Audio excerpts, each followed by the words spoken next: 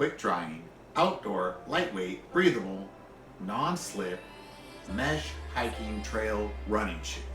Now, let's just put it this way. These are pretty much a knockoff of Vibram toe shoes. So, as you can see here, they kind of look like toe shoes, but they're really not. They're actually sealed in between the toes, which in a way is a good thing, because one of the knocks on toe shoes is that your toes can separate a little bit, can kick them, and possibly hurt yourself. So in a way they have a little bit more protection than a standard toe shoe. But let's go over some of the pros and cons of these shoes and whether I think that they're worth it to buy them on Amazon. Anyway, let's get started with another video. Let's go. Okay, so let's go over some of the pros and cons here. I think that the shoe itself is relatively well made.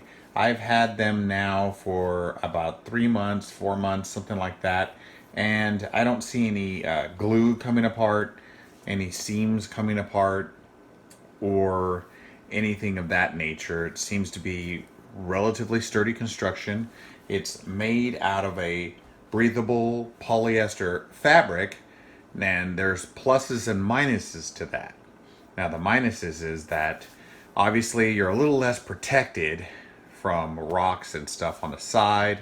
It's susceptible to possibly ripping, although they haven't ripped yet, and I have taken this on some hikes. But the positives to that, and I don't know if you can see this that well, but if I put my fingers here, you can quite possibly see that. You can see through it. Very breathable. One of my complaints with the standard Vibram toe shoes is your feet kind of smell if you wear them a lot, because they're so well sealed, especially what do they call, Skeletoes by Fila. Those things did not breathe at all, smelled terrible after a while. They were really cool shoes, but then I had to throw them away. These, on the other hand, are really good about breathing, and they're very, very flexible as far as the material is concerned. The soles on them have been over quite a few rocks and other things, and they don't seem to have any missing chunks out of them, so the rubber is decent. I would say that it doesn't feel super hard or super strong though, and I have a quick thing about them is that impact protection might not be the greatest. As far as like if you're going to be taking these on back trails and rocky situations, you can feel definitely through the soles, the rocks, and anything really hard. And after long hikes and stuff like that, you could get a little bit of fatigue from these. So to me, these are more, I guess, suited for urban environments, or what I have found a great use for these is going to the gym. These things are awesome at the gym. They're lightweight. They still have really good grip, and they're really quick on and off, and I find that they are an excellent gym shoe. You could do a little treadmill and bikes and stuff like that for what these should be used for, which is like water shoes or gym shoes, light hiking shoes, not real hardcore hiking shoes.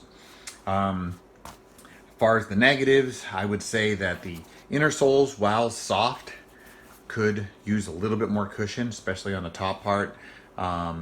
These bands that hold them tight, they can get loose, so you can tighten them and they will work themselves loose sometimes, so that's a negative. I think that the material, the polyester material, I would have liked them to keep it not so much white in here, maybe make it one color, make it blend a little bit more, because that's kind of distracting.